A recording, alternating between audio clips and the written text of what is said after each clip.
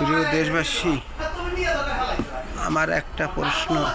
যারা ক্ষমতা আছে তারাও বলে সাবেক প্রধানমন্ত্রীর সাথে গোপনে আতায়াত করে, আবার অনেক যারা আছে তার ভিতররা অনেক লোকের সাথে আতায়াত করতেছে, বিএনপি, কেউ জামাতের সাথে। এগুলি কি?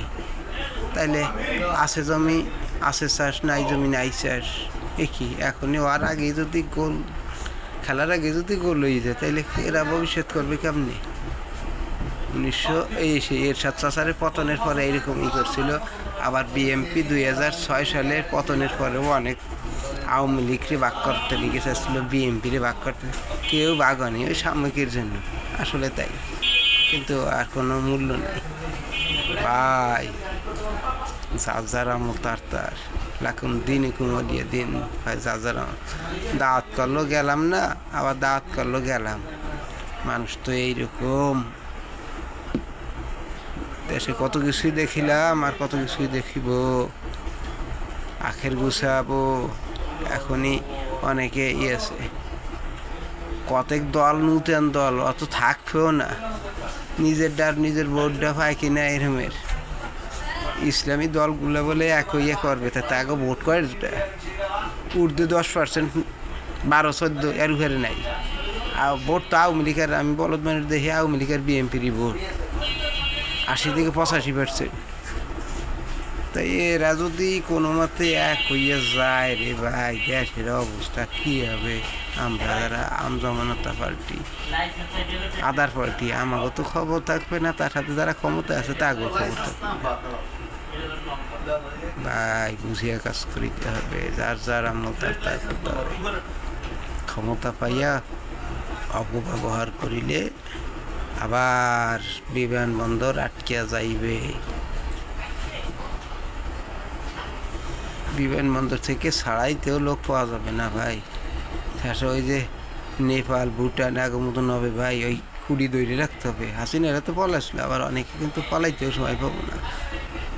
আর ওই যারা দক্ষিণবঙ্গের অমক হয় তমক হয়, নিজের ওয়ার্ডে একটু দাঁড়াইয়া কয়টা ভোট পাই আমরা একজন একটু দেখা যায়। আওয়ামী লীগ বিএনপি বাদে একজনে কয়টা ভোট পাই দেখি একটু। আওয়ামী লীগ বিএনপি ওই জামাতের কিছু আছে, আর জাতীয় পার্টির এই তো ভোট। আর তো ওই একজন ওই হুজুর একটু ভালো ঠে হয়, তাই কয়টা ভোট। জামানা তো আড়াইশে বেড়াকে ভুলিয়ে যায়নি। নিজেরা যদি মনে হয় যে আমরা এই দেশের সব, দেশের তা কটা গোল টুপি মাথায় দিয়ে শেখ হাসিনার আসছে। ও সময় কোঠায় সবাই, আওয়ামী লীগের তাও যাইয়া কোঠায় আন্দোলনের সবাই একমত হয়েছে যে হাসিনা আর মন মতন শুরু করবে। তাই তখন ওকে 10% ভোটারও ছিল না।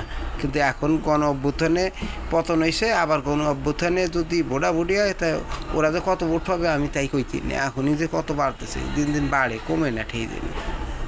আর আগে যে সময় ক্ষমতা ছিল তখন আমি তো নিজেই টের পেয়েছি 10%। আওয়ামী লীগও কোঠার জন্য লড়ছে, তখন ভিন্ন মাত্রায় গেছে, ভিন্ন হয়েছে।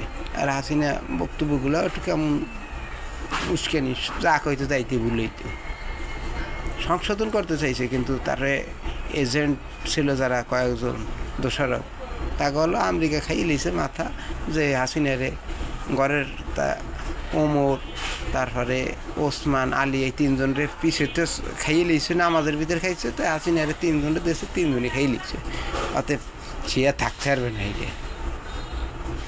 না থাকুক, এখন দেশ আরও উন্নত হোক, আরও হাসিনা এতটুকু আগাই দিয়েছে, আমরা আরও 50 বছর সাহসী দেব। এক ব্যক্তি যদি বিল্ডিং ধাক্কা, এক ব্যক্তি বিল্ডিংয়ে ধাক্কা দিলে 2 হাত সামনে যায় না, 2 হাত ফাঁসে যায়, নিজে ফাঁসে যায়। বিল্ডিং জায়গায় থাকে ফাঁসে যায়, আমি 2 হাত ফাঁসে দিতে পারি। তাই ওই রকম দেশ আগাই নিতে বহুত সমস্যা। আর ওই গদিতে বসিয়া দেশ পরিচালনা করা আর থাইকে জনগণের ভোট নিয়ে অত সোজা না। একটু নূতন দল দ্বারা তারা একটু ভোট দিয়ে একটু লেভেল প্ল্যান ফিল্ডে একটু দাঁড়াইয়া একটু ভোট না দিই, কয়জনের জামানত থাকে আর কয়জনের জামানত থাকবে না।